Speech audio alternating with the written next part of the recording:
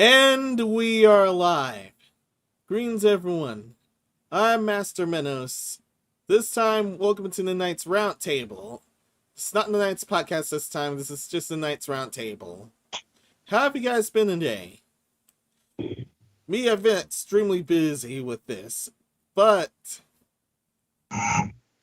let's just get to the others. Starting with Nicole San Diego.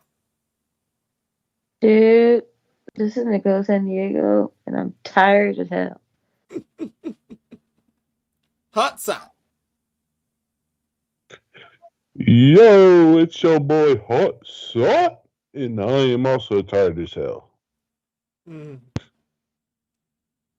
Been a busy week. Yeah.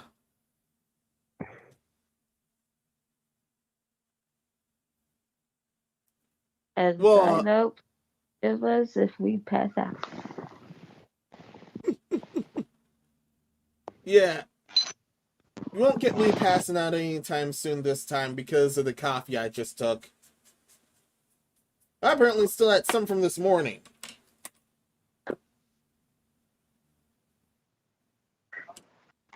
That and I already did a previous stream on Mouse's Madhouse, but enough of that one.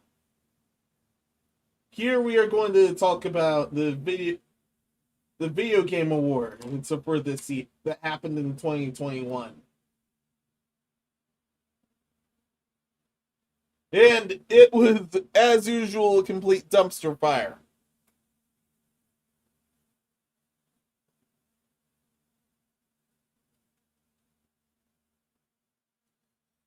And speaking of dumpster fires, Skype is one.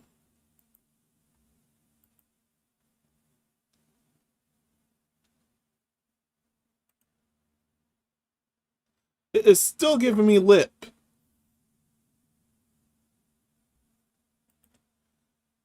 Perfect time to change the visual, too.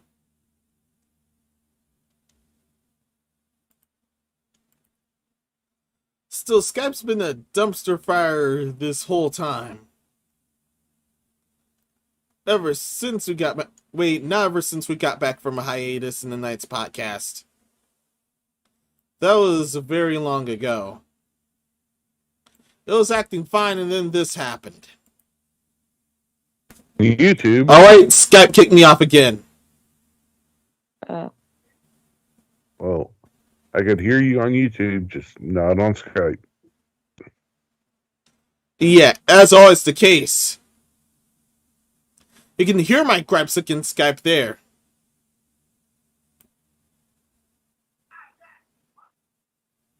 It was bad because I was switching between the apps on my phone. Yeah, although he's not here, I blame Epic for this. He's probably part of why Skype's been acting up.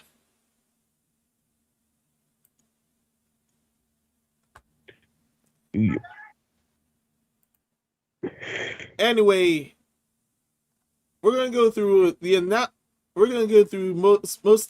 most if not all the announcements that happened for the Game Awards. We're also gonna go with the winners. And to trim the fat off, we'll go with the winners and nominees first. Okay. And we'll discuss as we go. First off, we're going off this whole list. First off, Game of the Year. The winner is It Takes Two. The others are the nominees that also participated were Deathloop, Metroid Dread, Psychonauts 2, Ratchet & Clank Rift Apart, and Resident Evil Village. Which category was this again? Yeah, for Game of the Year. Oh, Game of the Year. Okay. Yep.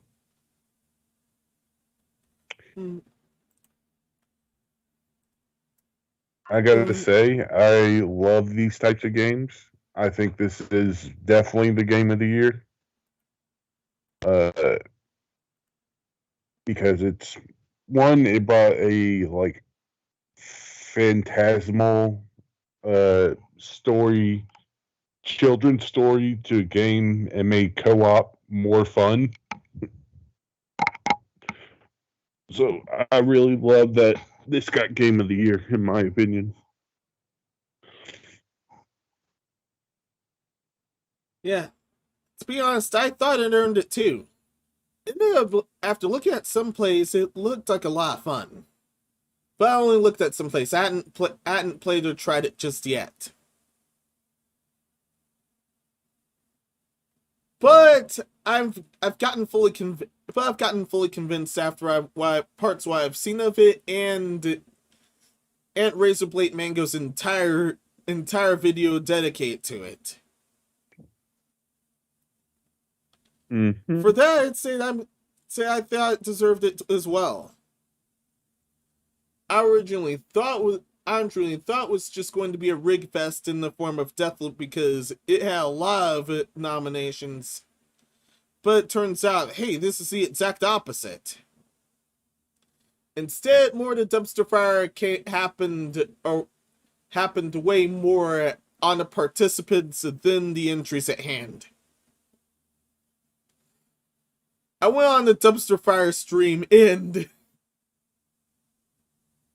first I initially walked in, there was someone with a devil worshipper shirt, a tie-dye devil worshipper shirt on there, and someone else that also looked kind of totally ugly. Walking into that was not fun.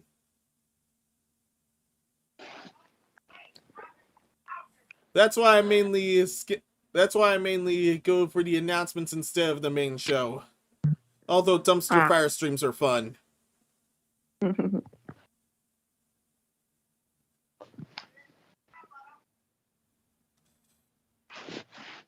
Anything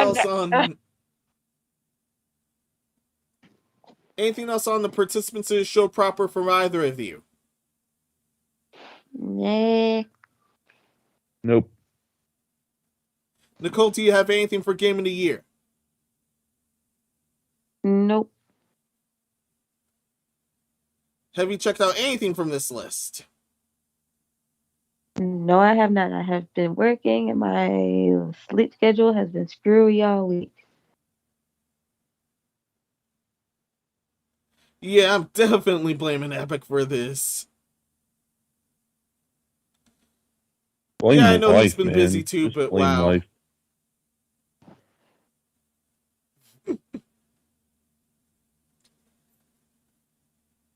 Alright, next category. Best game direction. It actually ended up going to Deathloop here. The others were It Takes Two, Returnal, Psychonauts 2, and Ratchet and Clank Rift Apart. Wait, what? For best game direction. Dude, you got me all kinds of messed up trying to figure out which ones you're reading off of. Yeesh.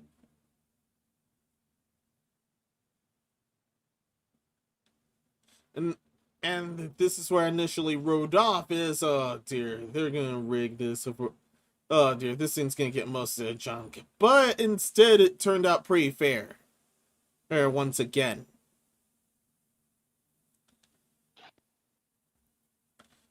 Also, you guys interrupt me or have anything if you got anything for the remaining nominees and winners. Best ongoing. Final Fantasy XIV Online.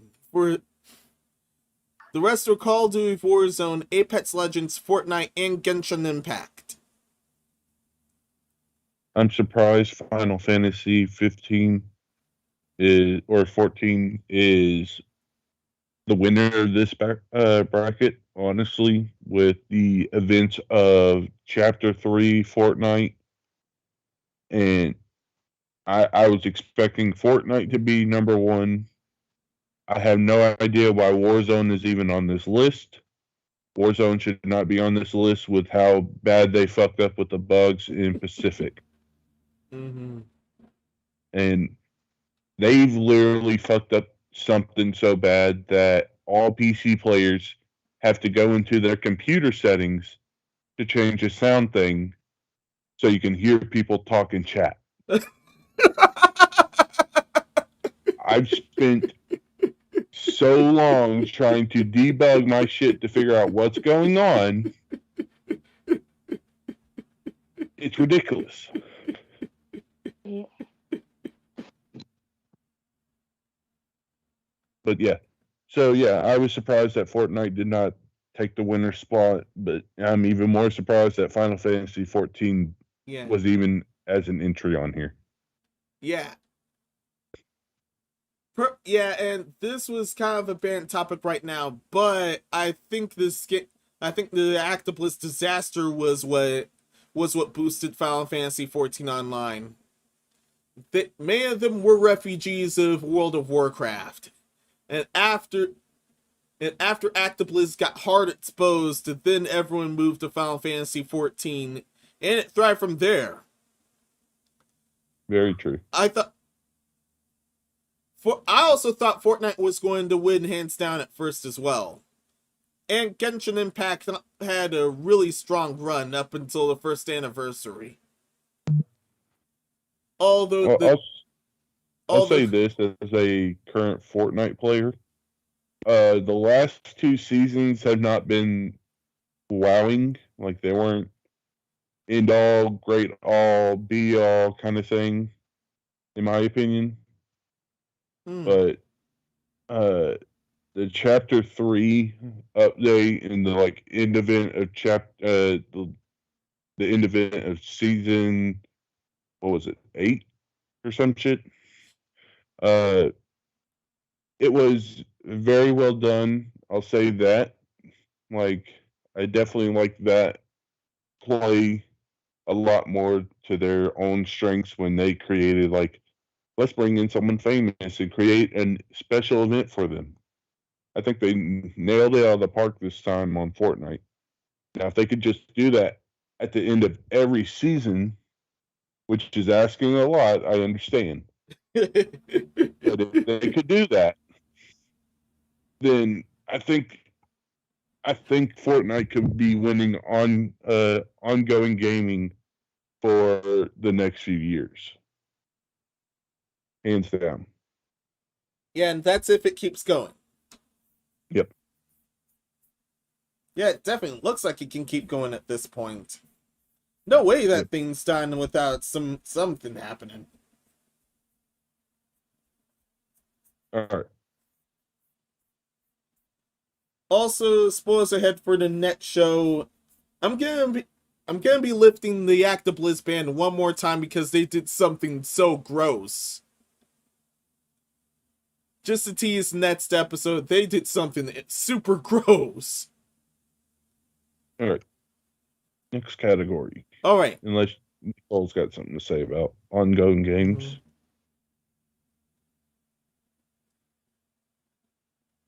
Anything else? Nicole. Not much else on nothing on Call of Duty Warzone. Not too much on Apex Legends.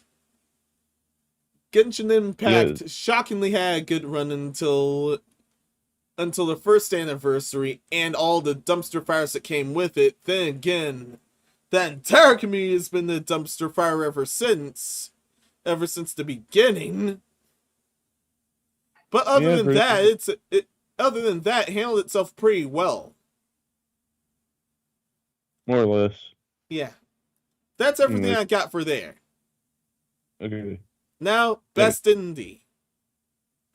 The winner is Kenya, Bridge of Spirits, sorry. Yep. The other nominees were Death's Door, 12 Minutes, Inscription, and Loop Hero. Ow. And I've heard of none of this with the exception of 12 Minutes, since, yeah, that game was everywhere on initial release.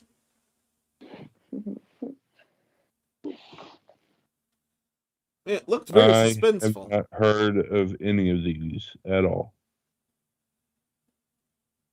Like, whatsoever. Oh, yeah. But before we go into the next category, How does it get what was it? Independent game and also debut indie game. Hmm. Like I it, it, uh, I'm I thinking don't know that how to. I think they classed indie as A1 not AAA. Just A1 not AAA. They could have been AA as well. You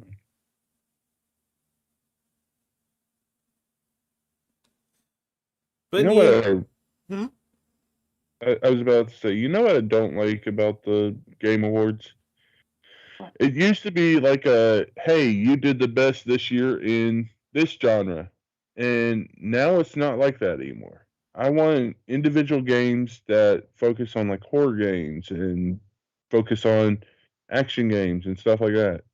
Or at least from the search I've looked up, it's not showing me all of the winners through that. It's just showing me specific winners. It's weird. Yeah, they also had the effect of the vote. Yeah, the audience also affected game of the year. They chose everything else, and now they choose everything. Especially with how rigged the last 2 years were. Yep. Ugh. Yeah. It was that entire whole thing was a cringe fest. This, on the other hand, not everything was a cringe fest. It's just the participants. The participants are cringe fest. Mm-hmm. Like everything is cringe fest. Yeah. Where it's a community of nerds, not being a bad thing. Just admit it. We're all nerds, geeks, and dweebs. Uh, when it comes to games, I love video games, but there are just some things. Just like when you get a bunch of people that love the same thing together, if you're not a hardcore lover of everything that's being said, it gets very cringy. Yeah. And that goes triple for fakers. Anyone spotting a faker, it always ends up very funny.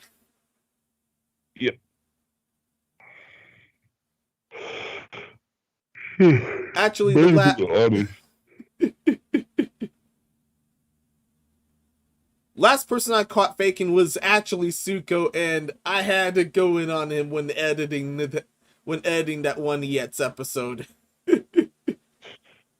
I just had to. But enough of that. Let's move it. like Best if debut Suko ending. ever watches that, you're getting me in trouble. But anyways, Yep. Let's make I it still cringe. regret nothing. I bet you don't. Best debut ending ended up going to Kenna Bridge of Spirits. The others were Sable, The Artful Escape, The Forgotten City, and Valheim. Valheim. I've only heard Valheim and The Artful Escape out of this list as well. Yeah. But just through advertisements, once again, nothing much else.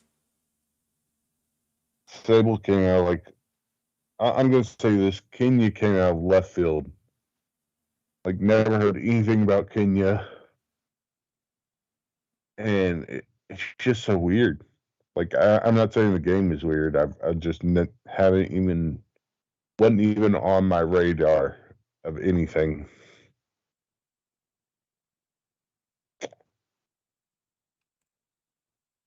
Then again, I don't think any of us have watched the indie scene that much.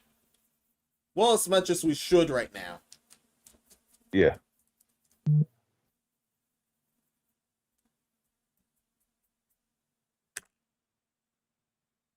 And that's it for this part. Best narrative. Okay. This one's honestly to me the most BS one that I've seen. The winner was Marvel's Guardians of the Galaxy. The rest of the nominees were Deathloop, It Takes Two, Life is Strange: Two Colors, and Psychonauts 2. Personally, I thought this would go to It Takes Two because it was handled very well.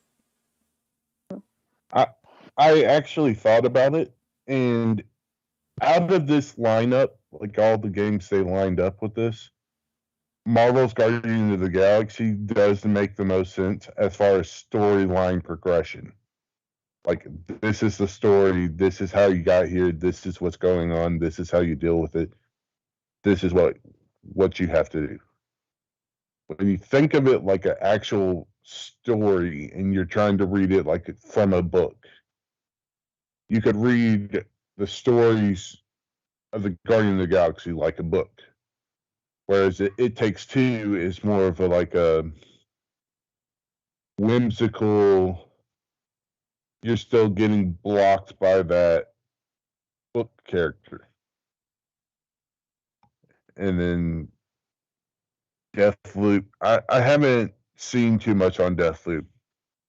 I didn't even know they made the new Life is Strange. I've told you that before the podcast or before the Knights of the Roundtable started. But yeah, I'm just surprised that it's even in this collective of narratives. Like, out of all the games that were released this year, this had the most narrative. I don't buy that for a second. I don't buy that these are the top 5 games with narratives, honestly. Yeah. Yeah, I only heard of some of Deathloop, not all of it. I've heard of a lot of, if not most of It Takes Two, what happened with It Takes Two, and I have not heard of much of the rest. But I was definitely sensing some BS there. Many others I did, but in the end, Yeah, I 100% think there could have been 5 different games, more narrative driven or more story driven, I should say, that could be on this list. Instead, we have these 5. yeah. And don't get me wrong, I love the looks of It Takes Two, and Psychonauts 2 is always a joy to watch. But yeah, that's all I have to say about that category. Yeah, I got the same here. Now, best art direction. Deathloop ended up winning that one. The others were Kenna, Psychonauts 2, Ratchet and Clank Rift Apart, and The Artful Escape. Uh, Hmm. there was also one more that was supposed to be in there, I believe. Hmm. I believe Kenya was actually nominated for that one as well. Art direction. Am I mistaking it for game direction? Oh, you must be mistaking it for game direction then. Let me see. We're currently at art Kenya direction. was no, it was for art direction as well. Oh, It was nominated for independent game, which it won, debut indie game, which it won, and art direction, which it did not win. art direction ended up going to Deathloop instead. Yeah, They did a good job with the art style, to be honest. Ratchet and Clank kept their same formula as well. it Your Artful reminds me Escape of looked beautiful. what's that game that it reminds me of? I'm talking about Deathloop. Um, what's the game that has Clink in it? The like one-wheeled, one-eyed robot. Uh, that's literally the Ratchet and Clank series, right? No, No? The only uh, other series I'm thinking about Clank is is the Team. one. Clank What? is the robot that Ratchet carries on his back. I'm Oh, thinking of Borderlands? uh, Borderlands. That's it. Anyways, sorry to My interrupt. other thought was Team Fortress 2. I could see it, but to me, it definitely reminds me of Borderlands more than Team Fortress. Yeah.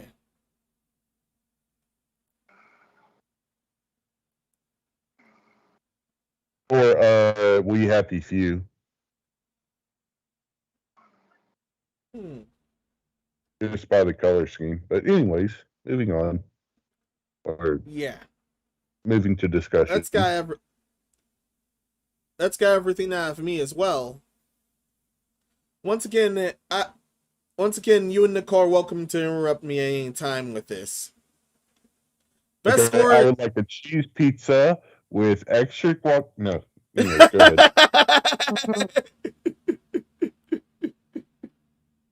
I still have my dinner set up when I'm done with this.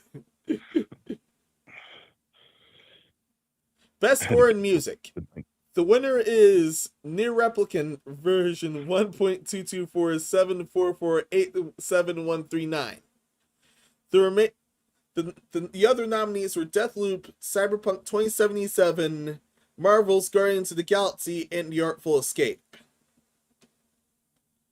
Near has beautiful music as always, and checking out some of Replicant without spoiling myself, yeah, it's still very good. They honestly deserve it.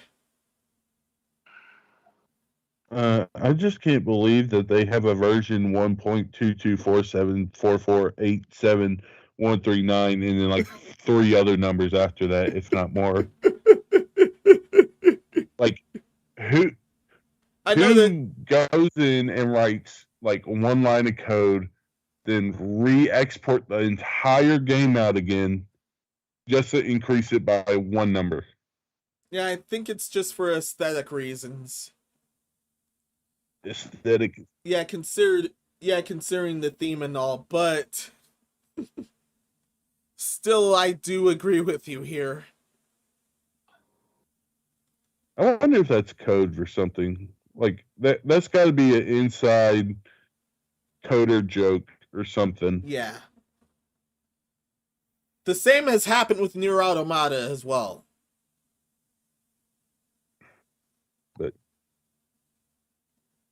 anyways, anyone that is savvy with either game or the entire Nier series, first off, definitely notice in the comments.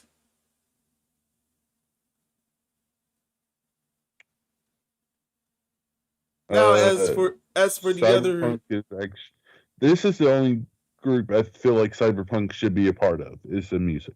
Yeah, their music was pretty decent. Like, they have a lot of promise in their game. You know what they should have done? They should have said that all the bugs were part of the game. They should have said that they're legitimately part of the game to make the gamers feel like what would feel like to play in Cyberpunk world in 2022 or whenever 2077. That's what they should have done. Yeah, they should have fixed a lot of the majorly bad bugs and kept some for aesthetic reasons. Yep. That I see where you're going there, hot side. Yep. They could have hid that very well. Also, back to a certain part, it appears there wasn't much else used for the nudity parts after all, and that's if you turned them on. Yeah. I never got over the entire penis customization.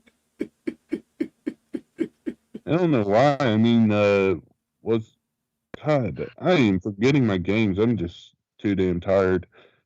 There's a game that came, Saints versus something, or versus Saints. Not Saints Row, correct? Saints Row, maybe? It's the game where you play, I think it's like their 4th version. They have one after it where one of the main characters goes to hell and... Oh, totally. Yeah. Maybe it's Saints Row? Yeah, Saints Row 3 and 4 did have that kind of customization, I think, but not explicit like Cyberpunk 2077. I don't know. You could make some strange characters in 4.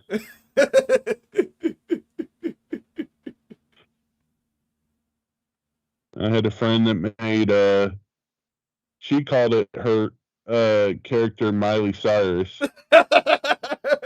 And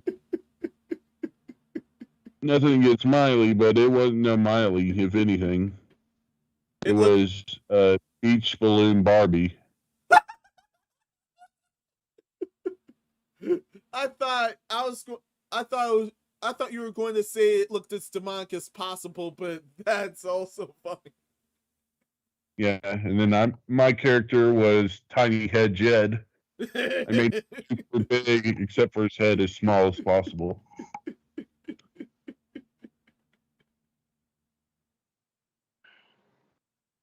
And I'm still wondering how people did not get nuked for showing the full customization back on YouTube or Twitch.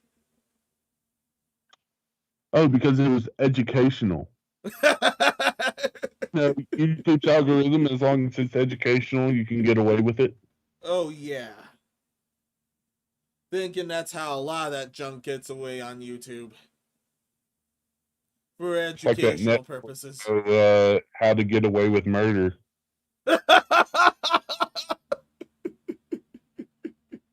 And I know you don't mean the show.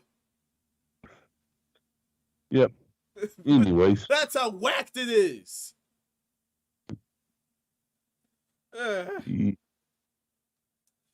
That's it for the music. We didn't have much for the music, if at all. Best audio design, which is the sound effects. The winner is Forza Horizon 5. The remaining nominees were Deathloop, Ratchet and Clank Rift Apart, Resident Evil Village, and Returnal. I got nothing on there this time. You said this was the music one? No, audio design. Audio design. Okay. Action and vintage. So you going off a different script or something, man, because I'm looking for these so I can follow you. Oh, it's a different article. There we go. Yeah, I just pulled it up on Google and I said... You're definitely following a different article. Yeah, this is the GameSpot article. Game Awards 2021. And I can see all the winners without having to... It just shows me the winners and the people that they were running against. Anywho.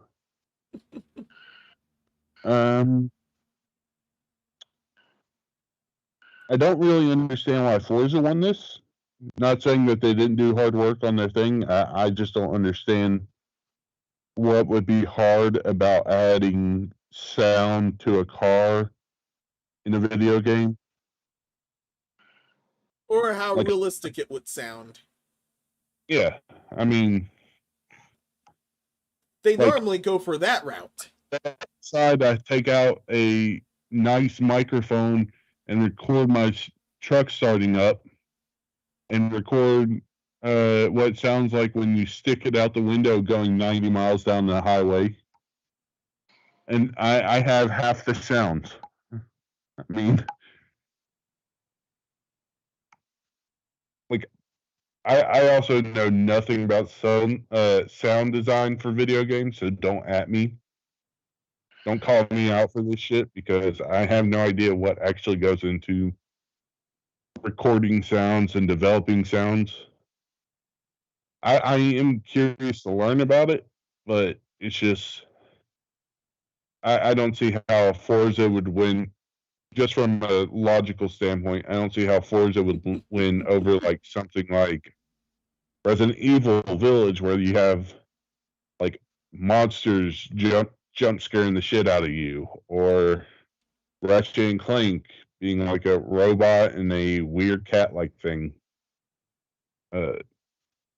going in space and doing other abnormal sounds, if I should say. Yeah. And they must have really gotten the sounds right in case of Resident Evil Village. Like, it sounds like it came from that point, and then it turns out it's actually another point. You can really do that. You can do that well with horror. Yeah. You can definitely do that well with horror. I just don't get what the qualifications are for good quality. I guess it is more about pure quality audio sounds and design and building tension, which you could say does apply in all of these games, at least the ones I know about. But yeah, Yeah. that's all. That's all I can say about it. And that's all I got here. Best performance, which is voice acting. The winner it was Maggie Robertson as Lady Dimitrescu of Resident Evil Village. The remaining nominees were Jason Lee Kelly as Colvat from Deathloop, Giancarlo Esposito as Anton Castillo of Far Cry 6, Erika Mori as Alex Chen from Life is Strange 2 Colors, and Oizoma why I mess up here? Oizoma Akaka as Juliana Brake of Deathloop.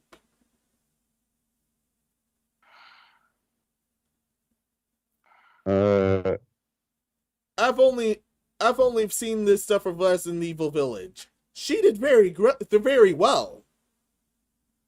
Resident Evil Village, I understand. In Sorrow, for Far Cry 6, I understand. I can't say I've ever heard, like I said, didn't know there was another Life is Strange. Why the hell are you still making Life is Strange?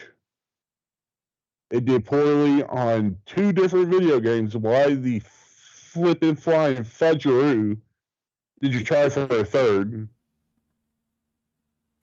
Yeah, there's so many and of again, those right now. But it's actually surprising to see 2 people from the same game. Deathloop for 2 voice actors? That's awesome. Yeah, that's honestly pretty awesome, but the amount of nominees were why I initially thought Deathloop was going to be the rigged grant winner. But instead that didn't happen. Sorry for repeating myself, but oh well. What were you trying to say, Nicole, earlier? What did I just say? I forgot now. Which category? I think we were talking about performance, the voice actors. Voice actor performance. Whatever it was I said, I forgot now. I thought you were trying to speak up there. Like I heard I was talking and then Minos was talking. And I thought I heard you in between us and we just talked over you there for a second. That's cool. They'll probably come back to me after a while. Okay. Understood. Also, feel free to interrupt. Also, like I do with Hot Sot here, feel free to interrupt me if you have something. Nicole, since it's just us, just tell us to shut the fuck up, and we will.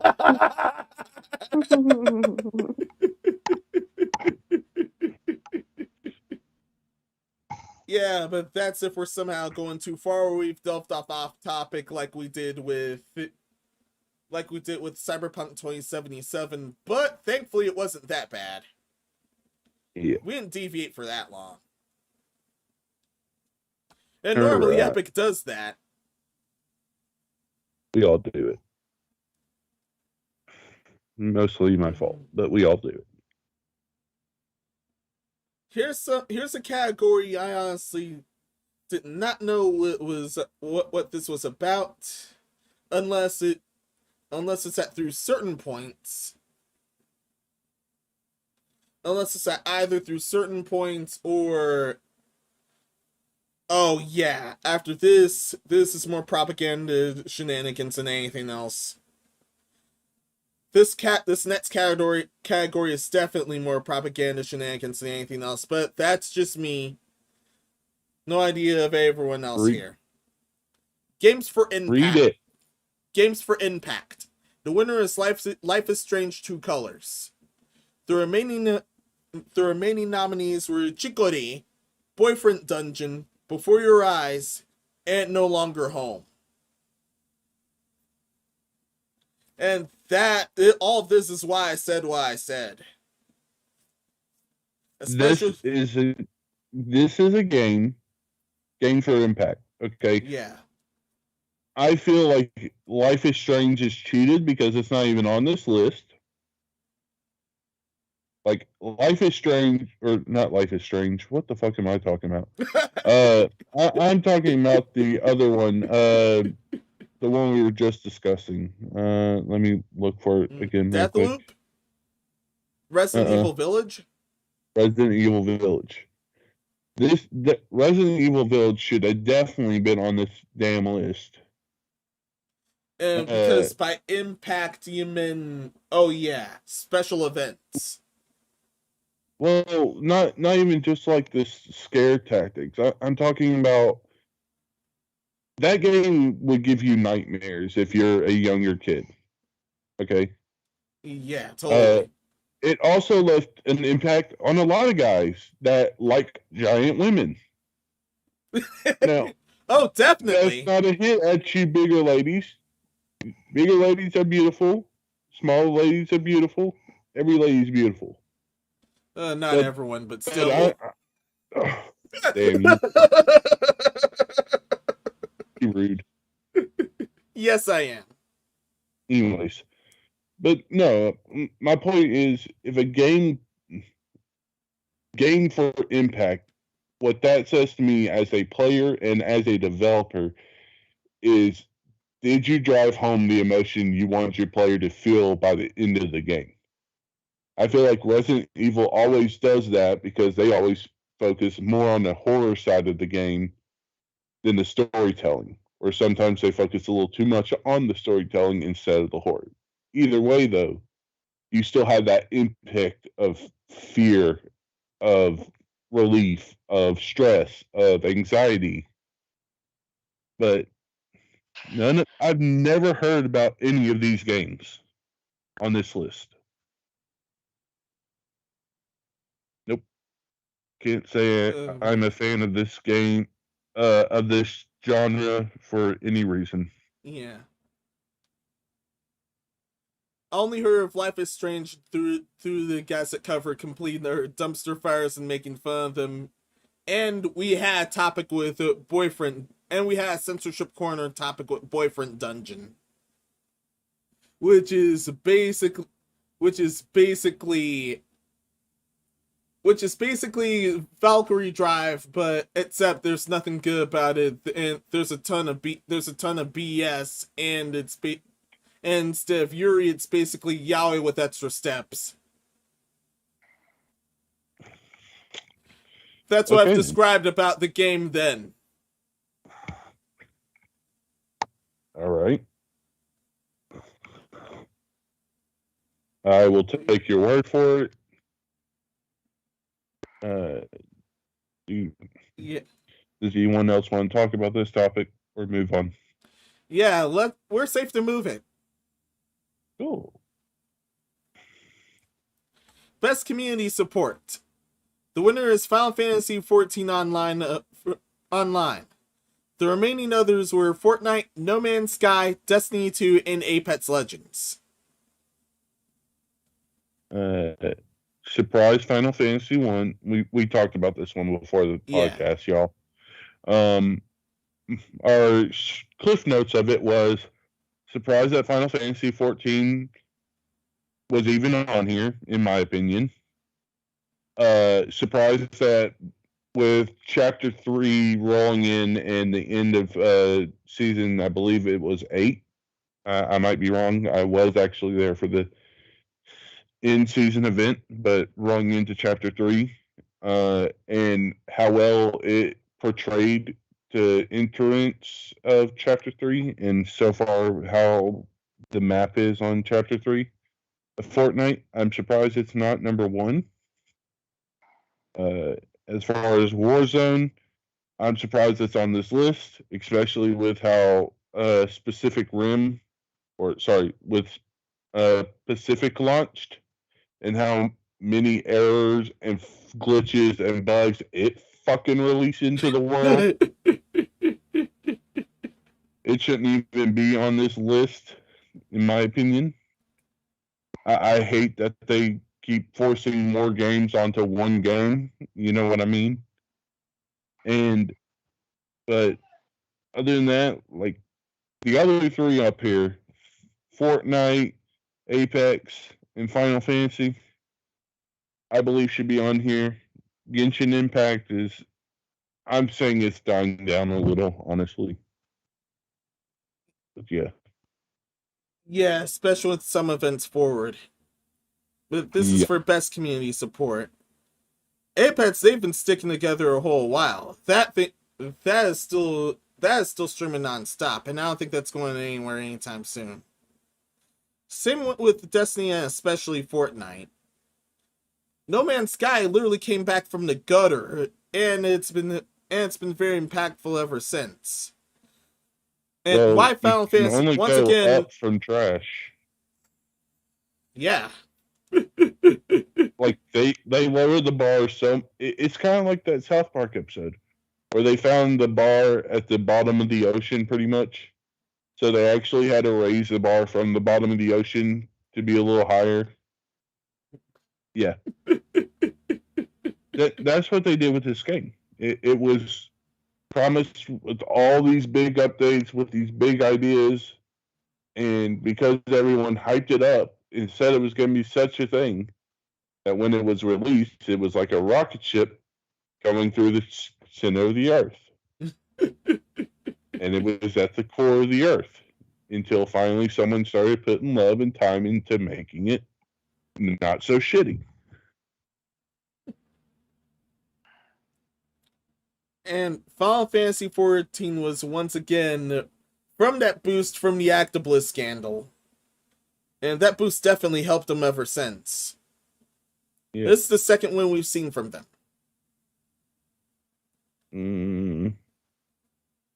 Sure. Yeah, this is very satisfactory. Yep. And with that, let's move it. Best mobile game. The winner is Genshin Impact.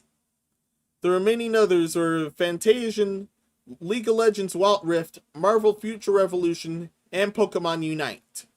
The only other I've heard from was Pokemon Unite, and that one's very fun, to be honest. I thought it wouldn't be that much, but as I progressed, it ended up being pretty fun. Which one was that? I'm sorry. Pokemon Unite. I've only seen plays of Impact, and it was. It feels like it's. I played it for a short time on my PC because my phone couldn't handle it. I've played it for a short time, but it was on one of my potato laptops.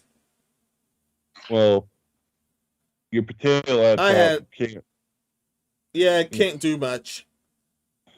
That's why I ended up dropping it, unfortunately. Well, but looking at others play, and especially the dumpster fires around it, were fun. I think it's only trash because, like, I played it enough to get to, like, the castle and, like, fight the first, like, dragon monster thing, whatever. And it was, like, I got the glider and jumped from the very top to go to the bottom again. There wasn't enough, like, NPCs or enough characters or players. There wasn't enough, like, characters to really say that this is a game. Like, it didn't look like a busy city. It looked like an abandoned castle with very few villagers. Yeah, that's Mondstadt. Yeah. And then Pokemon Unite wasn't that pretty much the, like, re-release of Pokemon Go? No, it wasn't. Pokemon Go is entirely different. I'm sorry. I got that mixed up because I had to download Pokemon Go for my nephew. But yeah, none of these mobile games are that good, honestly. Yeah. At least the ones I know about. Yeah, at least the ones I know of here. I literally have never heard of the rest until here. Also, quick side note, in case of Genshin Impact again, there are memes about the throne heating up for a reason. You play that thing for too long, and that thing's gonna feel like a brick of lava. Yep. You don't want that. Your phone doesn't want that. No one wants that. And that's all I got from here. Alright, moving it to best virtual reality or augmented reality. The winner is Resident Evil 4. What? That's strange. Yeah. I think it has to solely do with the people that have VR are mainly like nostalgia factor people. And that's Yeah. why they like Resident Evil so much. Oh yeah, that works extremely well as a concept for VR. Mm-hmm. But that's why I said it was so strange, because that ended up being one of the censored games of the show back then because of it being entirely butchered, basically. Yeah. But because it was so butchered, people fell in love with it, is the thing. It's because it's like, oh, it looks and feels just like the original. But now I have a like pretty much an augmented reality. I have an actual reality of it on my play screen. Just that's how I feel about it. It's like people. Let's say you want to play Pokemon Stadium Nintendo 64 again, and you don't have a Nintendo 64. So what's the next best thing? Recreate it in your own game. Yeah. And that's if you're not pirating. Yeah. Well, I mean, you're not stealing the information. You're creating your own code. You're not technically you're copywriting the Pokemon images, but at the same time, if you don't release it to the public, then what can Nintendo sue you for? That's If why I Pokemon make, Showdown's been around this whole time. like if I make a game of a pretty much a copy of Pokemon and I never release it to the public and I only play it on a locked, no internet connection PC, what are they going to do?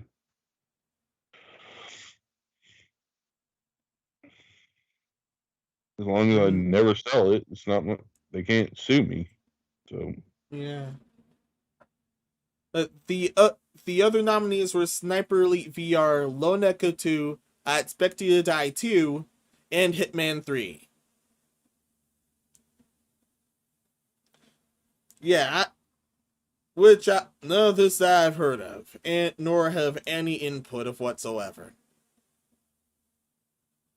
VR games are VR games still have a lot of bugs.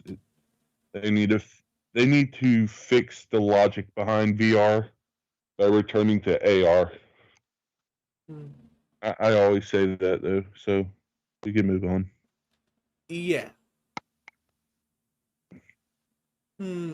Then again, I still feel like it's in its infancy. They just Well, picked the Oh, then again, it was picked back up in the early 2010s. okay, let's put it this way though. Uh, we had 3D world. Well, we had paper, then we had 2D, then we had 3D, then we had AR. AR was in its fetus stage, and they jumped to VR. That's how I feel about it. Is we more or less had a stage of growth between games. Like you could clearly see that we've developed over time and got better and stuff. Well, once AR was introduced, someone's like, well, why would you do that? Why not just make your phone your eyes and then you can experience everything? So then it was VR. So that's kind of what it all boils down to. It's like I think if we would have took the time and found out more of the bugs of AR, VR mechanics would be much better, less buggy. But that's got nothing to do with the Game Awards. Yeah, nothing whatsoever. You And know, I'm shocked. Yeah, I'm shocked Nicole didn't nuke the conversation right then and there. she probably fell asleep, and I don't blame her. Ugh. Freaking Sandman. Anyway, Don't blame him, man. Blame just life. yeah. All right. Alright, moving it to Best Action. The winner happens to be Returnal. The remaining contestants were Far Cry 6, Deathloop, Chivalry 2, and Back for Blood. Best Yes, action. yes, yeah, shady as Warner Brothers was, Back for Blood looked like it had a lot of promise. Especially Mm-hmm. since it's basically supposed to be the spiritual successor for Left 4 Dead 2. Although at this point, Left 4 Dead 2 still has a lot of play there. And will so for the foreseeable future, or so my thoughts are. Deathloop also looked good in that department, and the same went for Far Cry 6. And that's all of what I have here. All right, moving on. Yeah, I have 0 for Returnal. So the first time I've heard of it, to be honest. But let's move it. Best Action Adventure. The winner of this is, of course, Metroid Dread. The remaining are Psychonauts 2, Ratchet and Clank Rift Apart, Resident Evil Village, and Marvel's Guardians of the Galaxy. As far as everything else it was competing against, I would agree. Yeah, I agree unanimously as well. Metroid Dread, it does look very challenging, but it looks a lot fun. I'm sure there were unknown. I'm sure there's always unknown games out there in the world that did a lot better. Like, was probably a lot better than what's actually won. But they're just not heard of because they're not publicized as well as some of these brand names and some of the bigger companies. But to not go off on that tangent, all I'm going to say is out of this category, I agree. But the game wasn't for me. Yeah, I'm still interested in Metroid Dread. I'm looking to pick this up. Have fun with it. Thank you. And there's nothing else, correct? Nope. Move on. Yeah. Alright, this next one I also wholeheartedly agree. Best role-playing game. The winner is Tales of Arise. The remaining others are Shin Megami Tensei 5, which I would have also agreed had that one, Scarlet Nexus, Monster Hunter Rise, and Cyberpunk 2077. Now I have no idea what Cyberpunk 2077 was doing there unless the story was that decent.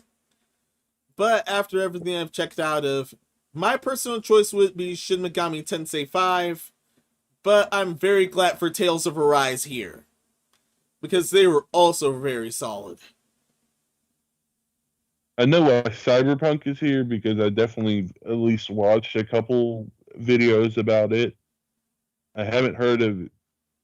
I've heard of Monster Hunter, obviously, but the other three, not too much. Not enough to give a full opinion. Role playing game, but I might check some of those out when I get a source of income. I sadly hadn't heard too much of Scarlet Nexus, but I've heard it's very promising. I'll definitely get Shin Megami Tensei 5 down the line when I get the scratch. Same goes with Tales of Arise. Yep. Then again, not really. I might end up consulting Francis Drake instead because of Bandai Namco shenanigans. Yeah, Atlas has been about some BS, but Bamco has been about some sin, especially this year forward. Moving on, best fighting game. The winner happens to be Guilty Gear Strive. The other nominees were Demon Slayer, Kimetsu no Yaiba, The Hinokami Chronicles, Melty Blood Type Lumina, Nickelodeon All-Star Brawl, and Virtua Fighter 5 Ultimate Showdown. Yeah, many of these end up being well made, but especially Melty Blood and Guilty Gear Strive. But in the end, I'm glad for Guilty Gear Strive. I think Demon Slayer should have won this one, in my opinion. How so? In my opinion, the combat is a lot smoother. And when I'm playing a fighting game, I like smooth combat. Not necessarily easily chainable fighting, but more. It should look natural when you're going from, let's say, as far as actual fighting concerns. It should definitely have more of a natural motion for when you're fighting. Yeah. Like Demon Slayer, they actually copy the manga and the anime as far as like the flow, the speed, the trajectory. It all seems, I'm not saying realistic, but it seems more flowy. Whereas in Guilty Gear, it kind of like stutters for a moment, or at least from the video I saw. And it could have just been the quality of the video.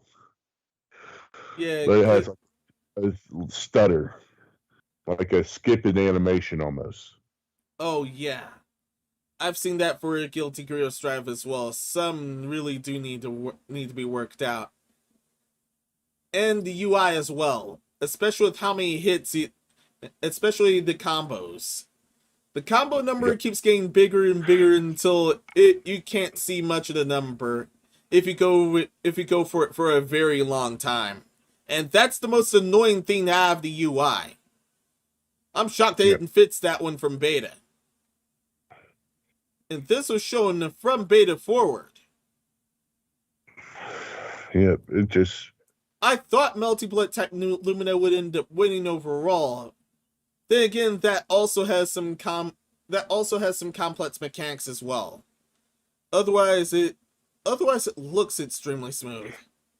Then again, also, it's a 2D fighter. Biased because I like the Demon Slayer manga anime franchise.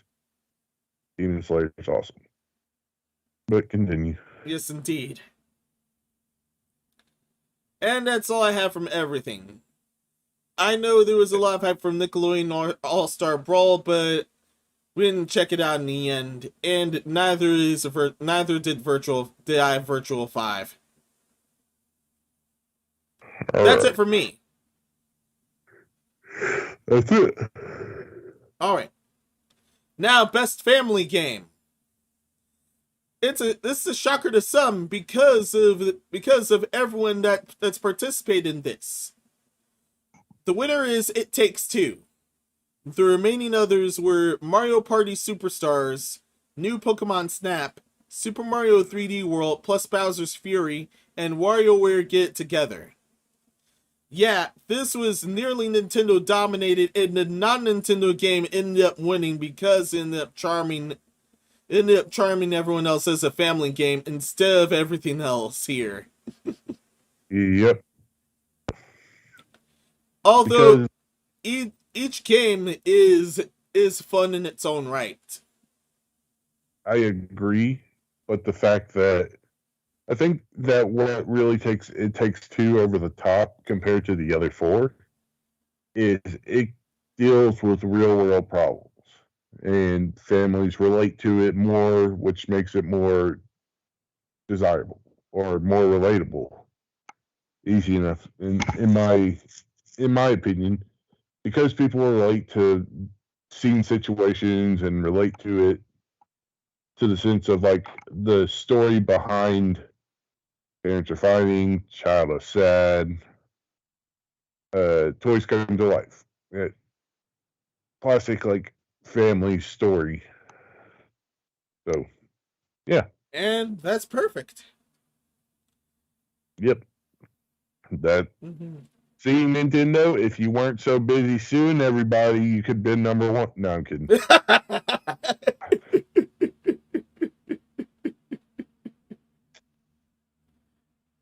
Mario Party Superstars, it actually rejuvenated the board game shenanigans, and it's a fun as always.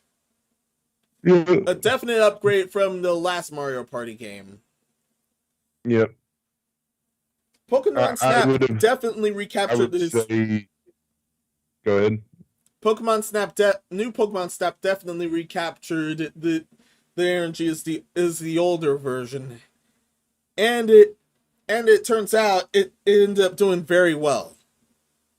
Super Mario 3D World is basic plus Bowser's Fury. All the new stuff went to Bowser's Fury, and honestly, it turned out very fun. I would have said if It Takes Two wasn't on there, Mario Party would have probably won. Yeah. Yeah, that had the most impact out of everything there. Yep. Oh yeah, before I lost it, it was the sense of danger that came with in case of Bowser's Fury. When he ends up emerging from the ocean. Yeah, but they kind of ripped that off Donkey Kong. Understood. Or at least it's nostalgia. To me, it's nostalgia of Donkey Kong. Yeah. Into the 64.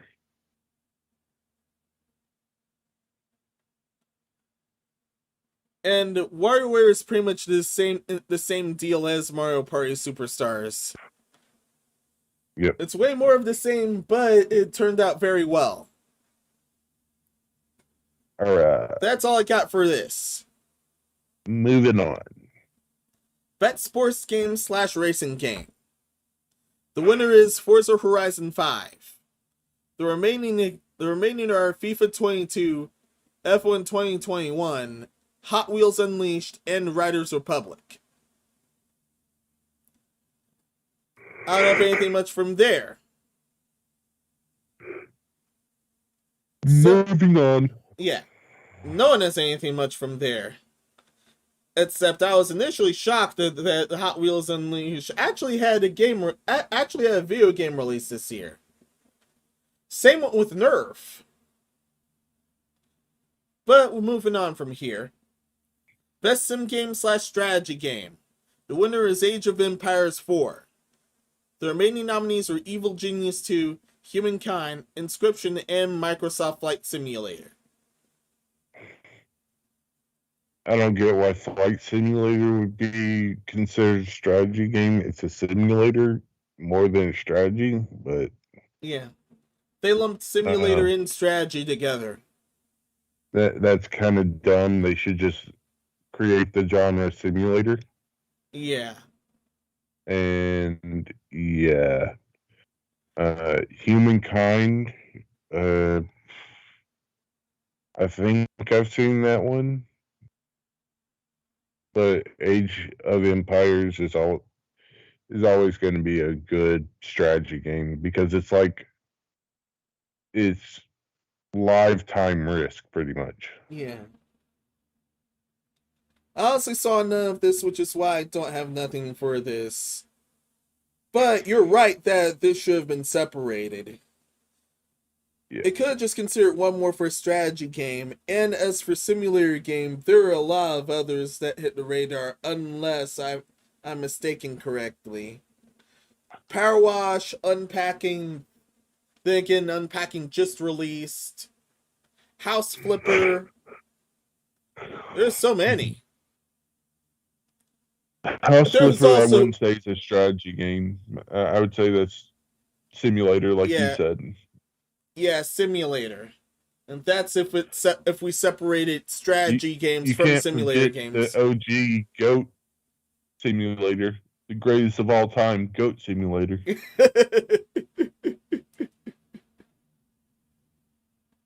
No idea if it won no idea if it actually won the year it dropped, but well. I think it got nominated twice, so either way. Oh. But the fact that, like, you got so many freaking winnings and nominees and stuff, but what are the just basic genres like horror game, first person shooter? Like I know it's got RPG on here, but like where's the like nitty gritty genre games? Yeah. Like I Those understand, weren't oh, it's listed? got the best story, it's the best narrative. I understand that. Best audio, I understand that. I want best horror fucking game though. Like, pardon my language, but Jesus, like, oh, let's also talk about what's the most anticipated game. Bitch, why are you giving it an award? It's anticipated. That bitch don't need to be anticipated and gets an award for it. Because all that means is it's going to be like No Man's Skies. Oh, it was really anticipated. Let's make a Elder Ring anticipated. Woo. Bitch, you don't need no award. You're No. anticipated. So if your ass isn't released, you don't get another award. Your ass needs to sit there and wait. You should be handed an imaginary reward because it's imaginary until it's real. Pure hype can only get you so far, and we've seen that tons of times before, like once again with No Man's Sky. Let me ask, what happens if Bandai Namco goes out of business for whatever reason? Like within the next month, it suddenly disappears, goes out of business. What happens to this game? It gets dropped? It never exists again? Never ever gonna get picked up? Exactly. The ultimate hype killer. And that is why you shouldn't do awards based on hype alone. Because that's what that was. I mean, it's like some of these categories are ridiculous. Yeah. Like I understand a VR, like VR game in my opinion shouldn't be on here either. Like, yeah, neither should say, games for Impact. Like mobile games and VR games should not be on this list. They should have their own award ceremonies for their own community. And then if they want to do like best game of VR and bring it in and be like best VR game of this year, kind of like best game of this year is a category in itself, that would make more sense. But like horror games should be on here. Sports games shouldn't be on here at all, in my opinion. Even though I just complained that they don't have enough genres, most sport games are pretty much the same. And only Epic hates talking about it because it's like NCAA has coverages over all sports games unless they're like cartoonish. Yeah, unless they're super cartoonish, like there was another football franchise. I don't remember its name at all, but it was super cartoonish. It was super crude. Football. Huh? Backyard football. Oh. You could literally like beat the crap out of people as you played football. It's also super crude, which is why I end up with an M rating. But yeah, it looked very fun. And it also looked very cartoonish. Like celebrity deathmatch. Yeah. But then there's also something on here like, why is there esports in the Game Awards? Huh? Why does esports need to be on the... Let's get through this because this is I'm tired and I'm going to start rambling. All right. Best multiplayer. The winner is, surprise, surprise, It Takes Two. The remaining others were Back for Blood, Knockout City, Monster Hunter Rise, New World, and Valheim. Back for Blood, I understand, because it was supposed to be Left 4 Dead 2's successor. Knockout City, I've seen a bunch of gameplay for this. It turns out, yeah, it's pretty much in the same vein as Splatoon. It looks very fun, but in the end. The same goes for Monster Hunter Rise, since it's always very helpful if you have a team. If you have a team for Monster Hunter games in general, and Rise is no exception. And It Takes Two definitely did exceptionally well, which is why it definitely deserved this. And moving on, this was wait. Anyone got anything for best multiplayer? Nope. All right.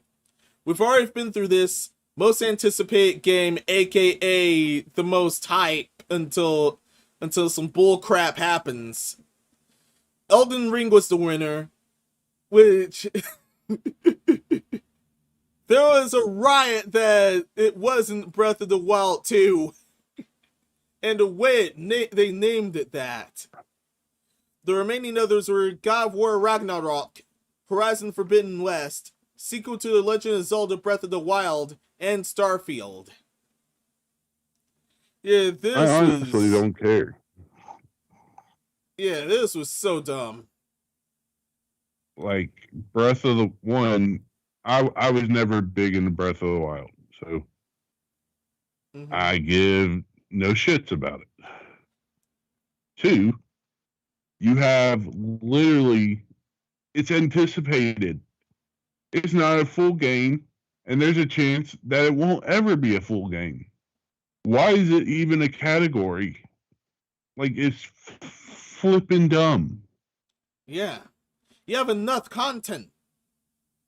You have some other genres you could replace this stupid anticipated shit with. Yeah. We hadn't seen Best Shooter yet. There is no best shooter. That's what sucks. There's no best horror. There's no best horror, no best shooter. There's a ton of others left out. For bullcrap like most anticipated games for Impact. No, don't forget the esports team. Oh, the esports team. Esports player. Like, at the same time, those two things should not be on here. Yeah. Here's another. Moving on. Here's another that I don't get at all. Innovation and accessibility. The winner of that one is Forza Horizon 5. The remaining others were Marvel Guardians of the Galaxy, Ratchet and Clank, The Veil, Shadow of the Crown, and Far Cry 6. Honestly, don't get what that is. Innovation of accessibility. So innovation would be something new, and accessibility would be in the limits, I guess. So new within its limits of origin. I guess you could kind of see that. So like,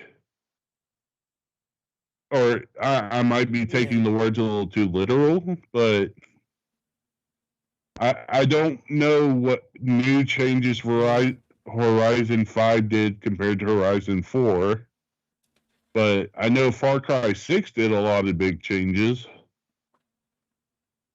So, yeah. The only other thing now I would think of for Forza Horizon 5 was the customization, now thinking back. Yeah, custom decals and junk. Yeah. I just remember the hoopla where apparently someone did either did something super political or super crass that they got banned for literally 1,000 years. They got but banned for they literally over also done 1,000 that. years. There's also glitches that Which is done that basically a on Hedgehog. permaban. Someone needs to save that account for 1,000 years. 1,000-year time capsule. Open it and use it. And see if it works in 1,000 years.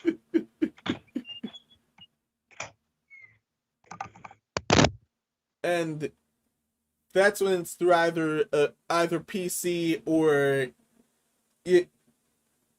when you're in some museum, they go to Xbox Series X, fire that thing up, and then the account that's connected to this thing, its ban just got lifted. It was banned for 1,000 years. That would be amazing, to be honest. And I've milked this part dry. Everyone's milked this part dry. Let's move it. No, you missed. Here's the things you missed. It's banned for 1,000 years. It comes back. The first thing it sees is a dead meme for 1,000 years. It sees a doggo meme. And it'd be like the freaking South Park episode where Cartman goes to the future just to try to skip past his waiting of whatever you call it. Yeah, it was he was waiting for the Wii when it was going to be released. Then he went too far back. He went too far in the future, and then he went too far back in the past.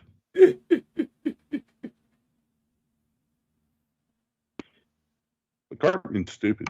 He should just took the new technology and played whatever game system they had in the future. Yeah. Like, think about it.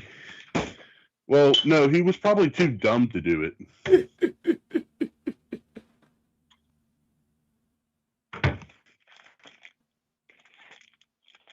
Anyways, moving on. Yeah. Anyway, Content Creator of the Year. The winner and the only name I recognize happens to be Dream. The others are Fuseli, Gulls, Ibai, and the Jeff. Yeah, I've actually heard of Dream. Yeah, this was one of the throwaways, but Dream is basically a very huge name in case of Minecraft players, and those who have watched Minecraft, especially their speedruns. Mm-hmm. That's how I've heard of Dream, but I hadn't seen much of his stuff whatsoever. Good on him. He's actually broken the world record, like, in 2 different modes or something, several times. And they called him out for cheating at one point. Because they were like, here's the probability of this actually happening. They call him the cheater for it, which they said they hired scientists and mathematicians to prove that he was cheating, even though he wasn't. And he countered an argument with his own video. And I hope he got his apology that he was deserved. And I wish he would get compensated for the crap he had to go through because of them idiots. Yeah. But in all reality, he was unjustly accused. And when he proved his own innocence by hiring his own mathematician to show the true rate of probability of the seed world and all of that,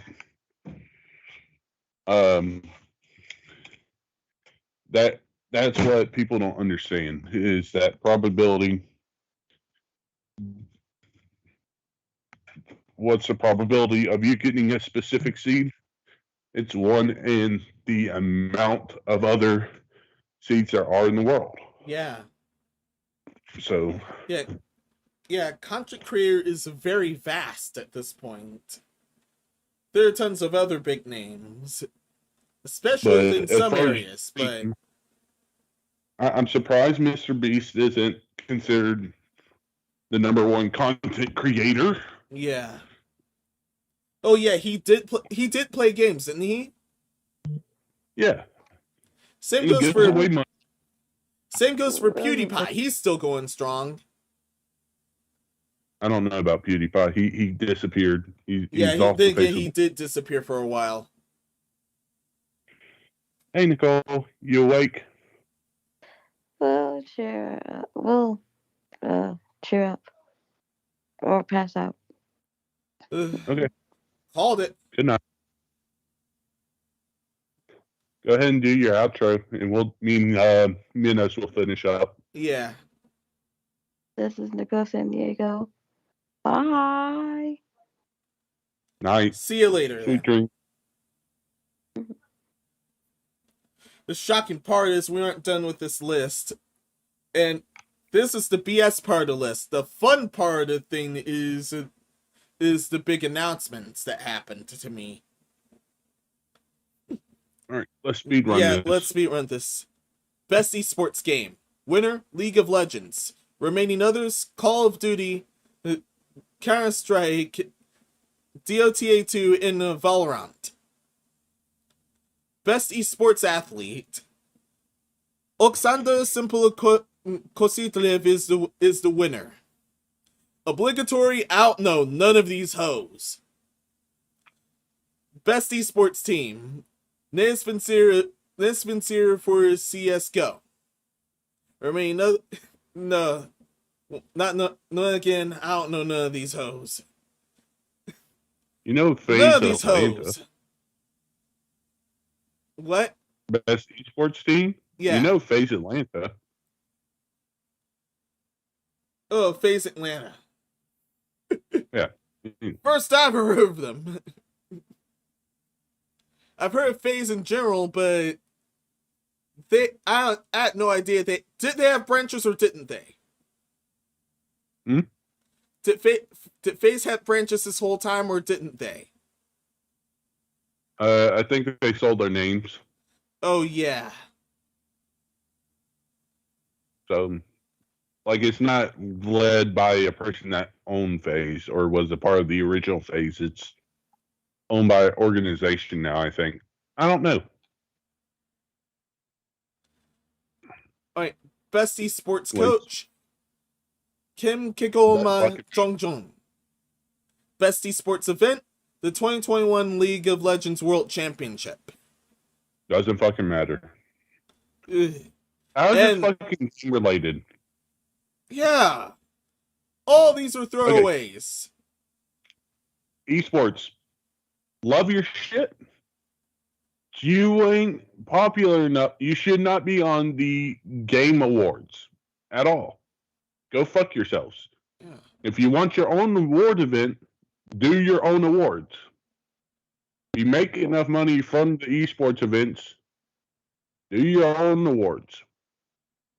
And Moving on. all this esports crap should have been their own awards instead of this. Exactly. Oh yeah, and the Player's Voice Award ended up going to Halo Infinite. Turns out I was wrong. I thought they used to not have a voters ballot. Turns out they still did. Halo Infinite ended up winning that one. And that's everything from this accursed list. Yeah, just about. Now we can move on to the announcements.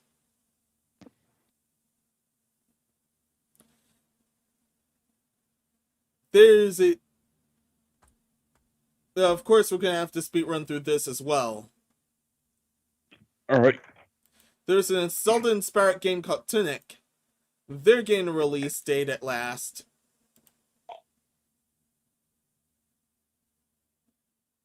Yay. Moving on. Yeah.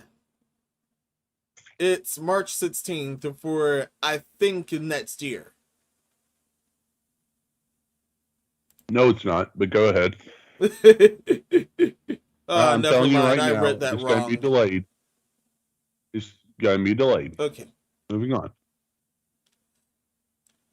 Yeah, Thirsty Suitors, which is that ugly looking game. I don't even want to click on that. Babylonia's Fall will come in PlayStation and PC next March. Then Homeworld 3. Then Evil West. That one honestly looked amazing. From the introduction, this one honestly looked amazing.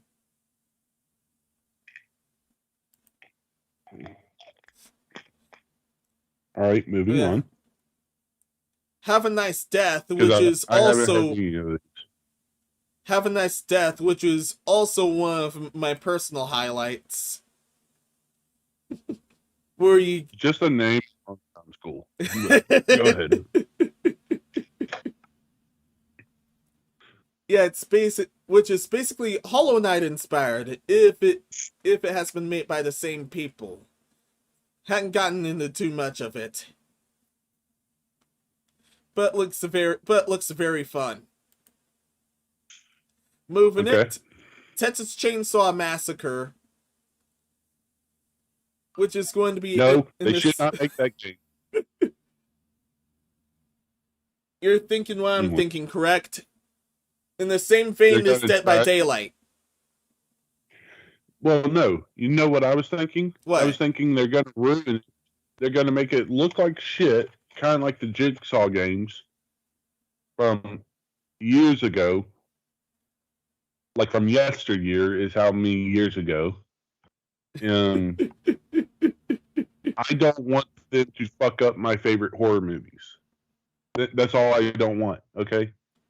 Gotcha. Because either you play as a victim and try to escape, and if you're a player, it's kind of like a, what's that other one, Until Dawn? Yeah. They could do similar thing like that, and that would make sense to me. But if it's not played like Until Dawn, and you play like Friday the 13th, then to me it's not going to be a decent enough game. It's not. Oh yeah, we bought the name rights to use this guy. Cool. So what's unique about your game? Unique? You have to have some kind of quality entertainment for people to like your game. Just having nostalgia is not enough for most people. Anyways. Alright. Moving it. King of Fires has since added Kronren, which he used to go by two other names. One of the first names went with 999 or something. If that reminds you of anything, that's who he used to be until his true name showed up here.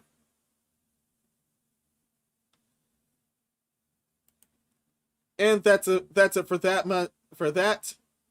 Quack Dream, which revealed Star Wars Eclipse. Then here's a huge one. The first trailer for Sonic the Hedgehog 2 just dropped.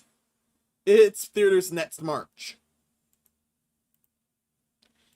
With it unveiled Tails and Knuckles. It honestly looks very fun from here. And I hope it was as fun as the first one. It ended up when me and some of the others went to watch this in theaters, the first one, we had no expectations. That's why we ended up having fun with it in the end. We went with no expectations whatsoever. We ended up doing this just for fun, and as a result, it ended up being fun. Hopefully it does. Hopefully the exact opposite does not happen with this sequel here. That's what I have from this.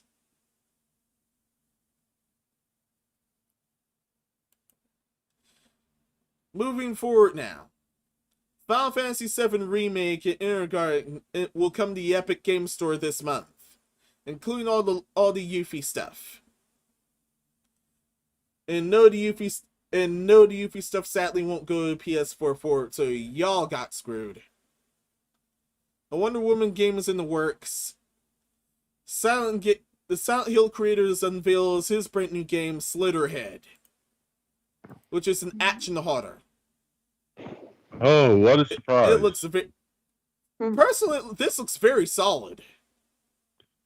No, the fact that he's doing another horror game. Yeah. Okay, I understand you like the genre. I get it. I'm not asking you to change your genre, but don't act like it's a. And this ain't me saying this to you, Minos. This is me saying it to them. Don't act like it's a surprise that they're doing a horror game. Don't act like surprised. Oh, it's a horror game. It's not like Disneyland made a gut busting horror game. No, yeah. It's Disneyland makes another cute animal ride, or buys out another company. Yeah. One of the two. Yeah, definitely one of the two.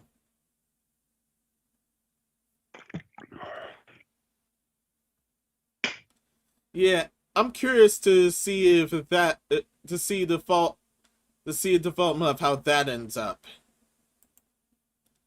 Anyway, Destiny 2 the Witch Cream was announced. No, nothing else from that point forward. X-BioWare devs revealed the new Victorian survival game, Nightingale, which looked pretty solid to me once again. But enough of that one. Telgame announced an episodic game based on The Expanse. Sonic Frontiers got announced as the first open world 3D Sonic game. And with that, it ends up earning the nickname Breath of the Wild Sonic Edition. Question: can I murder Sonic in this game? Whoa, there should be multiple ways where he can die in this game. So no, I don't want like childish. Oh, he loses his rings. No, I want to literally run him into a spike wall or spike trap and let him like Adult Swim just die in agony. Like, don't get me wrong. I don't hate Sonic at all. I hate their fan base. Oh, totally. The fan like base overexerted Sonic fans, I hate. Yeah. No offense, but the fan base is an entirely different breed of animal than what I've seen of everything. And I've seen some of the most toxic crap alive. Mm-hmm. You really can't go wrong with the Sonic fan base if you want to see entire dumpster fires. No, you won't go wrong with Sonic fan base if you want to start dumpster fires. You're going to see a blue mark on the dumpster and you're going to swear it's Sonic, so you're going to burn it just because of the eye that you wish you could gouge out your eyes and forget what you saw.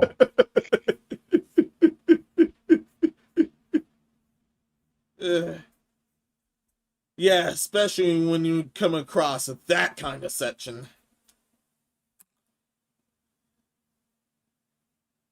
You'll hardly eat for a week.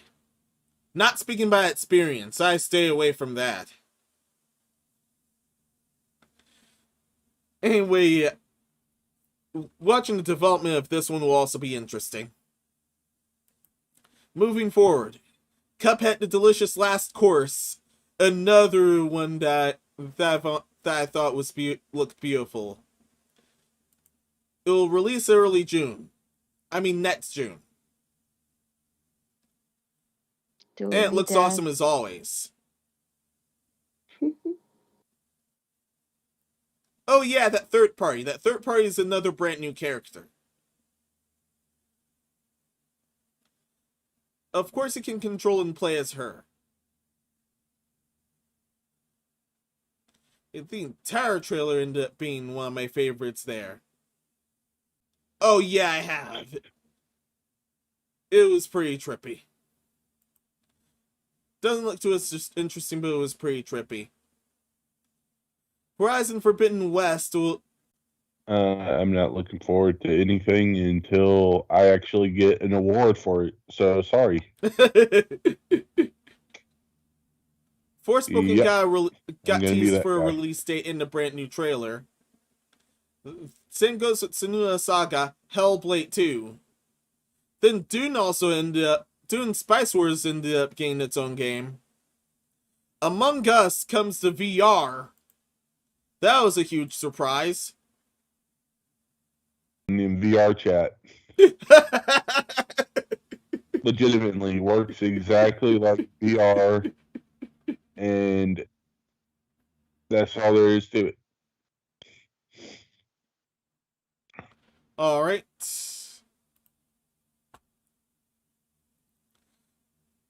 Then Iron Galaxy announces Rumbleverse, which... Oh no! Oh Okay. no, it's my internet then. It's not Skype this time, it's my internet. My Stop internet has... using McDonald's. Go to at least Burger King.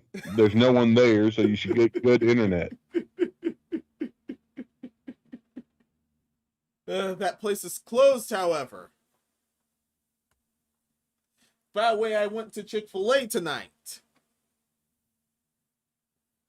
I could have slipped from there, but no! I just have to deal with Spectrum and it messing with me off and on. Yeah. Ugh. It sounds like your fault problem. It's definitely a your fault problem. Ugh. It's not Spectrum, it's a your fault problem. You just pay them money so they give you internet. They didn't say it'd be good. Yeah. Although I dealt with Monica long ago, I still blame her. Ugh. She gave me last time this happened, she gave me hell and I had to live through that scene all over again. It wasn't fun. Anyway, all shenanigans aside now, A Plague Tale Requiem ended up showing off gameplay as well. Dying Light 2 Stay Human showed off a lot more. Because the last time was definitely a teaser. This time, it looks promising. Then they get a surprise. Then co-op horror shooter GTFO got a surprise 1.0 launch. And no, that does not stand for get the fuck out. It stands for something else. Yeah, it definitely stands for something else. Huh? Get the fuck off? Just turn that bitch off. Walk away.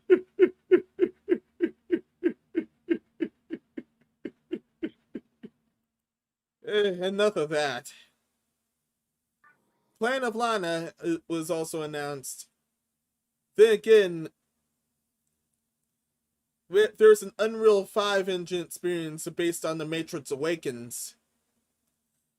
There's another Elden Ring trailer which teased even more of the game.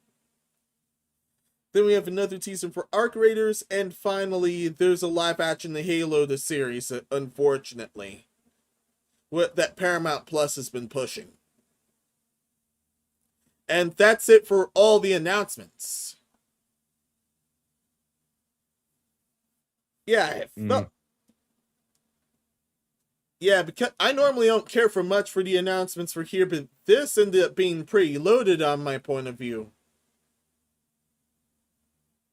That's all I have from here. What about you?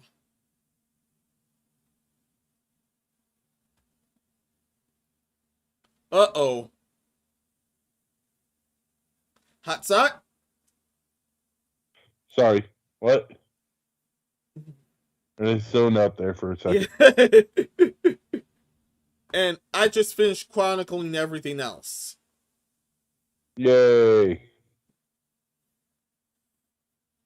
Do you have anything else before we're done with this section? Nope. Let's move it. Yeah, personally, this section felt pretty loaded. Normally, I wouldn't care much for except for a select few, but this was pretty loaded. And that's it for this entire dumpster fire. Got anything else to say in general before we head off? Nope. Well, not much else either. Let's get out of here. Let's get into these outros. Yo, this has been your boy Hot Sauce, and I'm out. And this has been Master Minos, filling in for the big boss of the podcast, Epic Steve. I hope that's loud enough. And thank God I didn't break my table.